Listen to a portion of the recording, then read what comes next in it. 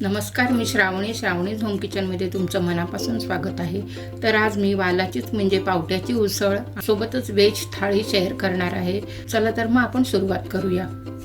आता इथे मी पावटे घेतले आहेत. हे पावटे मी 2 दिवस आधी फुगत घातले होते. एका चाळणीमध्ये चांगलं पाणी गाळलं आणि नंतर मग चांगलं झाकून त्याच्यावर एक कपडा ठेवला आणि 1 दिवस असंच ठेवून दिलं होतं मोड येण्यासाठी.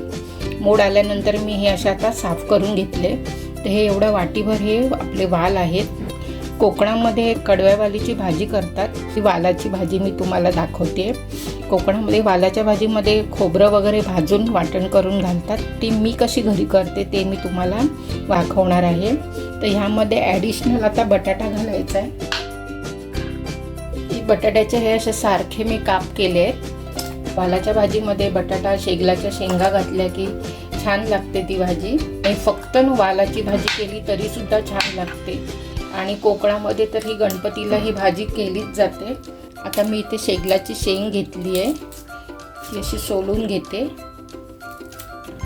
शेगलाची शेंग कॅल्शियम आणि विटामिन्स भरपूर असतात या भाजीमध्ये. ह्या वालाच्या भाजीला एक असा वेगळा वास येतो, तो भाजीला येऊ नये, तो निघून जावा, त्यासाठी मी काही टिप्स आणि ट्रिक्स सांगणार आहे. तर तुम्ही व्हिडिओ नक्की शेवटपर्यंत बघा. आपल्याला अशी मिक्स भाजी करायची असेल तर शेंगा जास्त घालायच्या नाही, नावापुरत्या घालायच्या. आपल्याला त्याची चव वाढवण्यापुरतं शेंगा घालायच्या आहेत. तर हे बटाटे, शेंगा आणि हे वाल भाजीच्या फोडणीची तयारी करूया. भाजीला लागणारा लसूण हा जरा मी ठेचून घेते. थोडासा कढीपत्ता घालते, त्यात क्रश करून घेते. आपण मिक्सरला करू शकतो, पण हे असं पटकन होणार नाही. जिथल्या तिथे दरदरीत हे जरा कुटून घेते.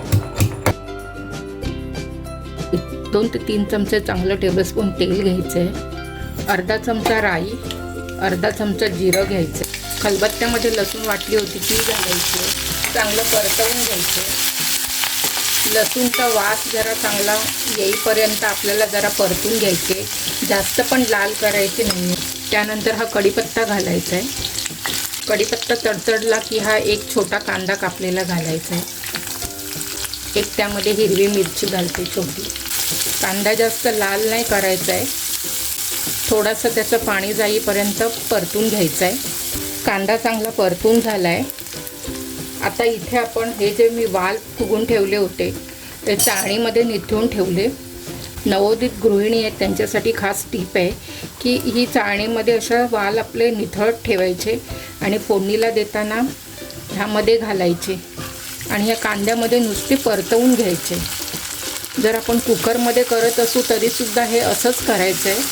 आणि कुकरमध्ये करायचं असेल तर आपल्याला ही अशीच फोडणी द्यायची आहे आणि 2 शिट्या काढायच्या.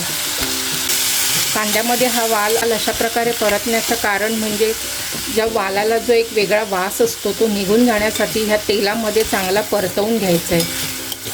तो वास निघून जातो आणि नंतर मग ते वाल चांगले शिजतात पण लवकर. 2 मिनटं बारीक गॅसवर हे असेच ठेवायचे आहे. त्यामध्ये पाव चमचा आपल्याला हिंग घालायचं आहे. अर्धा चमचा हळद पण चांगली मिक्स करून घ्यायची. आता हे 2 मिनटं परतून झाले. त्यामध्ये ही जी एक मी शेंग घेतली होती ती सुद्धा परतून घेते. आपण वालामध्ये ॲडिशनल भाज्या टाकतो त्यावेळेला जास्त भाज्या घालायच्या नाही, थोड्याच घालायच्या. मी एकच शेंग घेतली आहे. बटाटासुद्धा छोटा अर्धा घ्यायचा. जास्त भाज्या मिक्स केल्या की मग त्या वालाची मूळ टेस्ट निघून जाते. पण अशी मिक्स भाजी केली की त्याची चव पण तेवढीच चांगली लागते. तेलामध्ये परतल्याने त्या भाज्या लवकर शिजणार. आता ह्यामध्ये मी 1 छोटा चमचा लाल मिरची पावडर टाकते.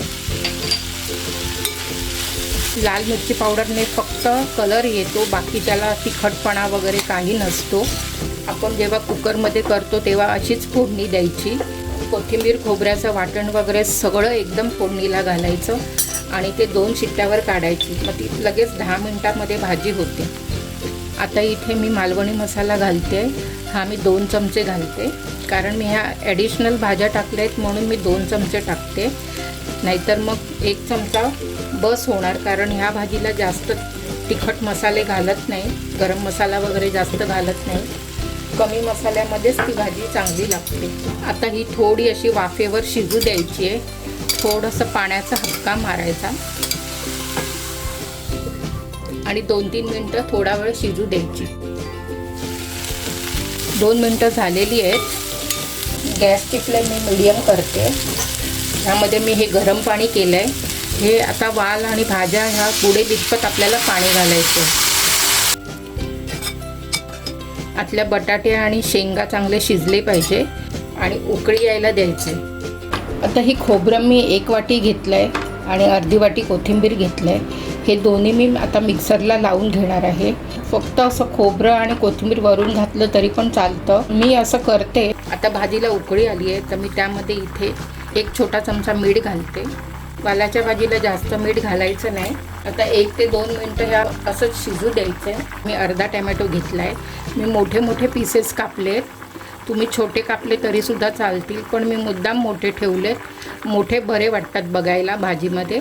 आता झाकण लावून 5 मिनटं असंच ठेवायचं आणि झाकणावर मी पाणी ठेवलं आहे. जर समजा लागलंच पाणी तर हे वरचं गरम झालेलं वाफेवरचं पाणी ह्यामध्ये घालता येईल म्हणून, कारण आतमध्ये शेंगा आहेत. शेंगा पण बरोबर शिजल्या पाहिजे. 5 ते 7 मिनटं झाली आहे. आपण वाल शिजले की नाही बघूया.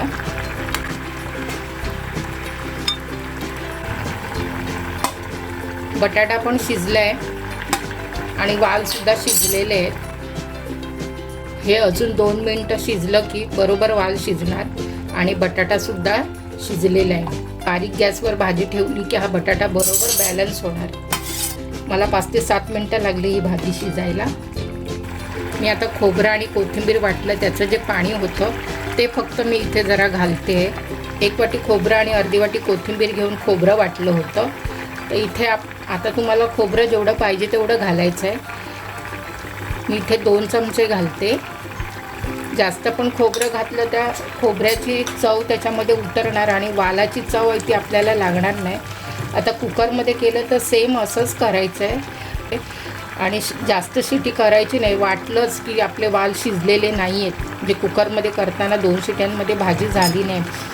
कुकर थोडा वेळ चालू ठेवायचा, झाकण उघडं करायचं आणि कुकरमध्ये शिजवायची.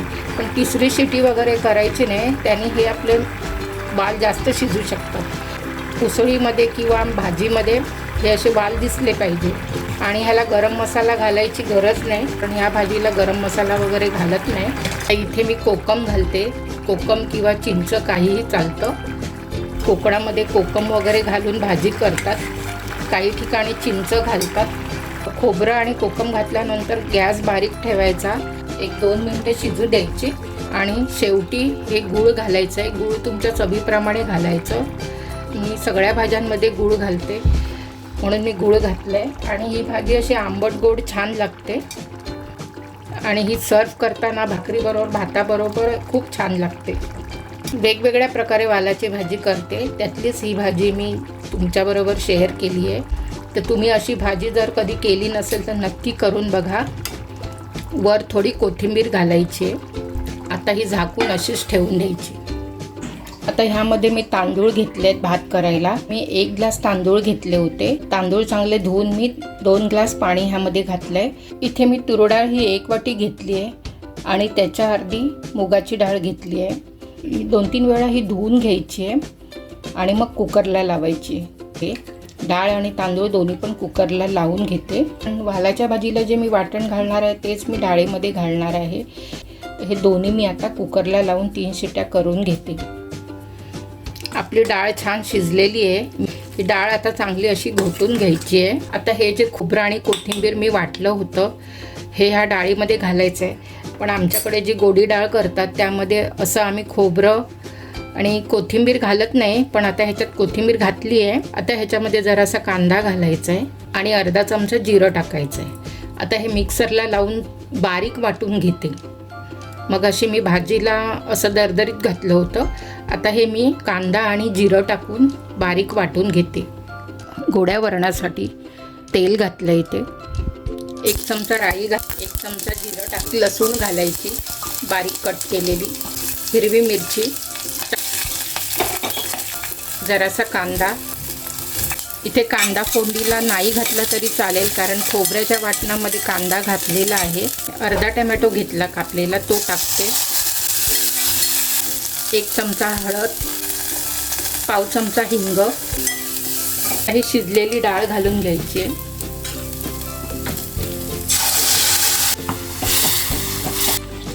थोडंसं पाणी घालून डाळीमध्ये ॲड करायचं. डाळ घट्ट आहे, ही आता 5 मिनटं अशीच शिजू दे. त्यातला कांदा शिजला पाहिजे. कांदा खोबऱ्याचं वाटण ह्यात मी आता घालून घेतलं आहे. डाळ छान उकळली आहे. आपली डाळ तयार झाली आहे. ते चमच्याने असं थोडं घालून ढवळून घ्यायचं, कारण कधी कधी डाळ खाली बसली जाते आणि मग ती करपली जाते. म्हणून मग अशी मी फोडणीमध्ये कढीपत्ता राहिला होता, तर मी आता हे तेल गरम केलं आहे, त्यामध्ये हा कढीपत्ता घालते. कढीपत्ता जास्त लाल करायचा नाही, तो राहिला म्हणून मी हा आता वरून घालते. तर हे मी गूळ घालते. गूळ तुम्ही घालत नसाल तर नाही घातलं तरीसुद्धा चालेल, पण डाळीचा उग्रसपणा निघून जाण्यासाठी गूळ मी नेहमी वापरते. वरून कोथिंबीर घालायची आणि गॅस बंद करायचा. आता इथे पटकन एक भाकरी करून घेऊया. इथे मी 1 पेला पाणी घेतलं आहे. थोडंसं अजून म्हणजे 1.25 पेला मी पाणी घेतलं. ते चांगलं उकळायला द्यायचं आहे. पाव चमचा मीठ टाकलं. पाणी उकळलं आहे. मी गॅस बारीक करते. जो पेला मी पाण्यासाठी घेतला होता तोच पेला भरून मी 1 वाटी तांदळाचं पीठ घेतलं आहे. गॅसची फ्लेम बारीक आहे. हे पीठ असं भागून घ्यायचं आहे. आता गॅस बंद केला आहे. 5 मिनटं असंच झाकून ठेवायचं आहे. 5 मिनटं होऊन गेली आहे. आता हे आपण पीठ मळून घेऊया. एका परातीत काढून घेते पीठ. आता हे छान मळून घेते. एका पेल्याच्या पिठामध्ये हे एवढं झालं. ह्याच्यामध्ये 2 भाकऱ्या आरामात होणार.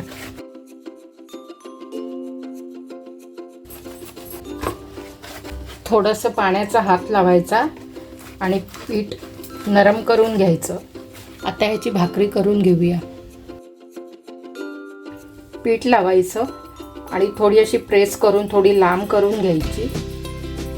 पीठ खाली लावायचं. हाताने अशी मधल्या भागावर अशी प्रेस करायची आणि गोल फिरवायची.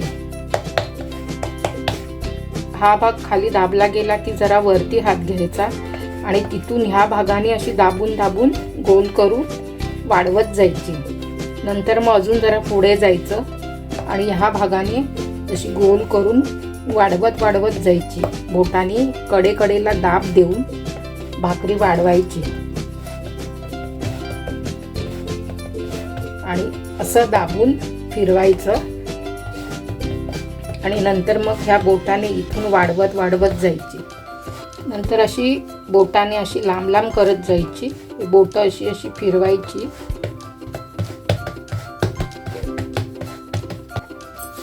वरचं हे पीठ काढून टाकायचं. गॅस मी मोठा केला आहे. आता ही तव्यावर घालायची. थोडं पाणी लावायचं. अशी कडेकडेने उचलून घ्यायची.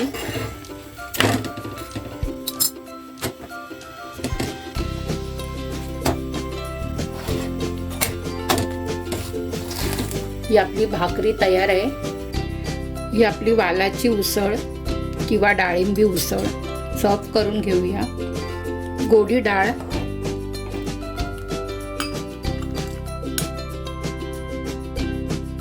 डाळिंबी उसळ रोजच्या जेवणातील ताट, कोकणातील प्रसिद्ध वालाची उसळ आणि ही घरची व्हेज थाळी तुम्हाला कशी वाटली ते कमेंट करून कळवा. व्हिडिओ आवडला असेल तर लाईक, शेअर, सबस्क्राईब करा आणि हो बेल आयकॉन क्लिक करा. माझी रेसिपी बघितल्याबद्दल धन्यवाद.